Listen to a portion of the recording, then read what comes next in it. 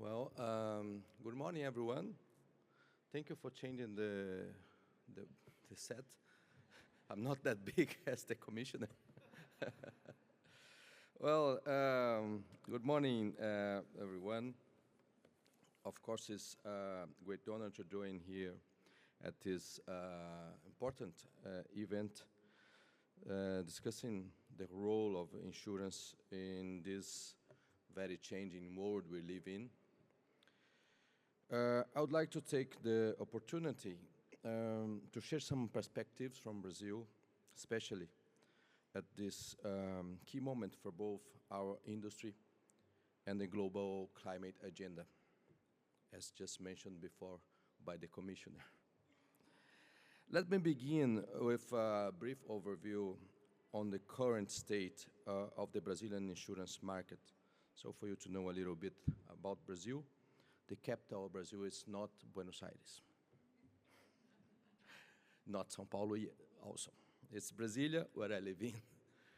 So over the past few years, the Brazilian insurance sector has demonstrated robust and consistent growth. According to the Brazilian, well, according to CNseg, our data, the sector experienced double-digit annual growth since 2021. In the last year, the market has grown almost 12% in nominal terms, reaching almost 750 billion reais of revenue. And for this year, we forecast a growth of 10.1%, just to be a little bit more than 10. So the sector now accounts for almost 6.5% of GDP, which is not as big as developed countries, but for a developing country, the figure is quite okay. Although we have a plan to expand the market up to 10% of GDP, which would be something like OECD levels. Unfortunately, this last week we were hit by a new tax on pension funds that probably will reduce the growth this year. It's a tax of 5% over the deposits that are higher than $10,000 in pension funds. But nevertheless, this performance reflects not only the economic performance of the Brazilian economy, but also a growing understanding about the importance and the relevance of the insurance for protecting the society of all increasing risks that we are facing now. Of course, one of these most important risks is the climate risk. But as we look forward, on one issue stands out as both a major challenge and a unique opportunity for the insurance industry. It is climate change. This year, Brazil will host COP30, a milestone, the most important global climate negotiation, where all the countries will participate. And the Brazilian insurance sector is working actively to contribute on this process, not only through participating in debates, but by engaging directly with the Brazilian government. CNseg, the institution I work, is undertaking extensive efforts to ensure that official COP30 documents issued by Brazil includes clear references to the importance of the insurance sector in addressing the climate crisis. We believe this recognition is essential to positioning insurance as a central instrument in building climate resilience and enabling adaptation. I have to a little bit disagree with the commissioner because I fear the mitigation negotiations are stuck, mainly because of the position of the US and probably the reaction of China on this. So I think we should, as humanity, take good care of the adaptation agenda, where the insurance sector plays the most important role.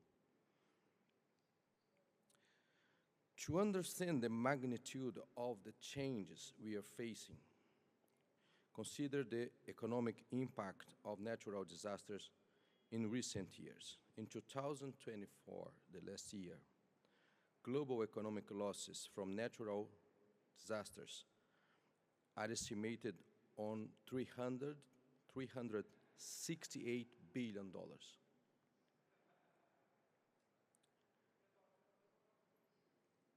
And in 2023, it was almost $400 billion economic losses. Well, there is a little, the figures slow down a little bit, but it is still alarmingly high. In Brazil, the figures are as high as that for Brazilian standards. We had, just in one event of Porto Alegre, the floods in Porto Alegre, we had more than 100 billion reais in economic losses. In the last 10 years, 95% of the Brazilian municipalities were hit at least once by some catastrophic event. Even, let it be floods or droughts or wind. Even more concerning is the protection gap. In 2024, approximately 60% of the losses were not covered by insurance. And this gap is even higher in developing countries. Like in Brazil, for example, just to stay at the event of Porto Alegre, only 6% of the losses were insured.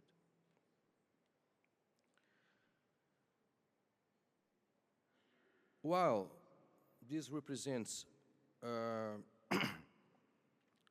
this reveals a deep vulnerability in our global risk management. This is precisely where insurers can and must make a difference.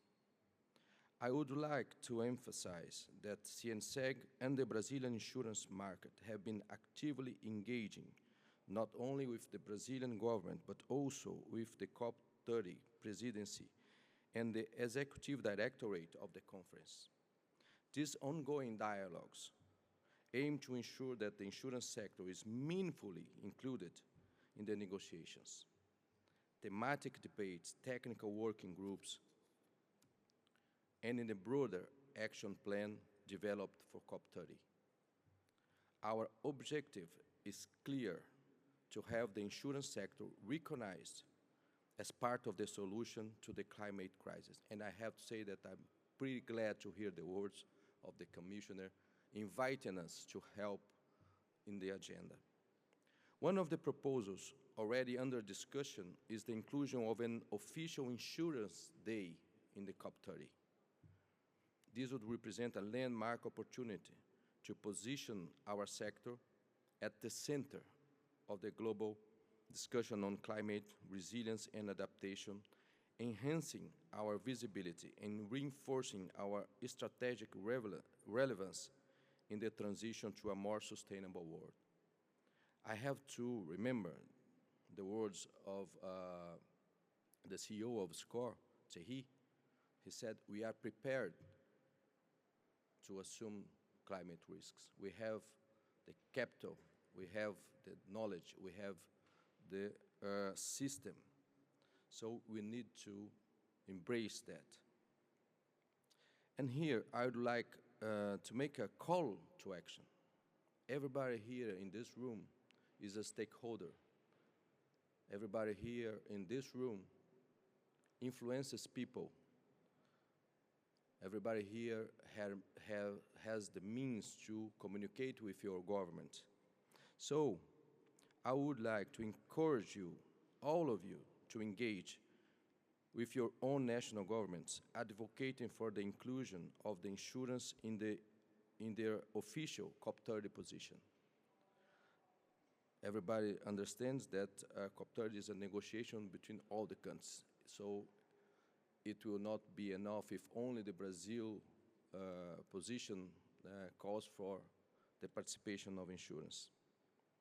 We must act collectively to ensure our sector's role is visible and valued in the global climate policy framework.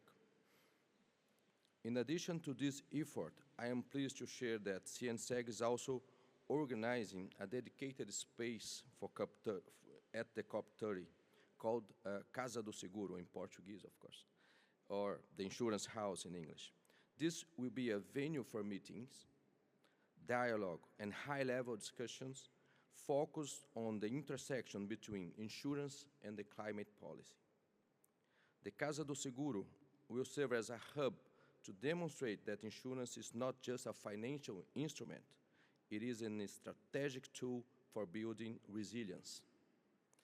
We can help agricultural producers to manage droughts and floods.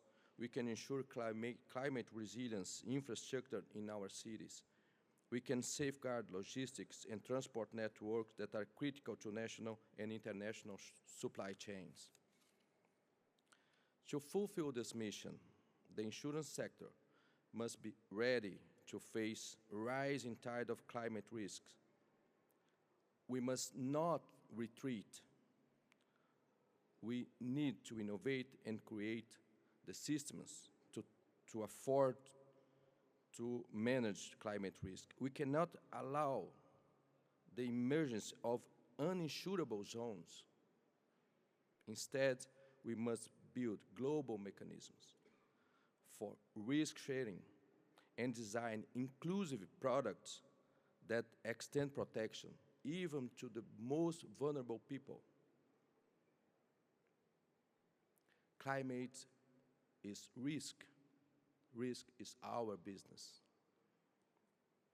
And so I would like to personally invite all of you to visit the Casa do Seguro during COP30 in Belém in November. We welcome your participation and we hope to host joint events, technical exchange, and open conversation with international partners throughout the conference. Let us work together to ensure this insurance sector is not just present at COP30. It is heard, recognized, and empowered.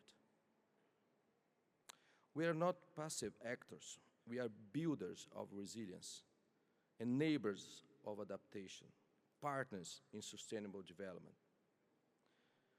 Well, by that I finish saying that along with participating in all these professional discussions, you will also be very pleased to know Brazil, to know the Amazon region. You will be received very warmly in Brazil. So thank you very much, and see you in Belém. Thank you.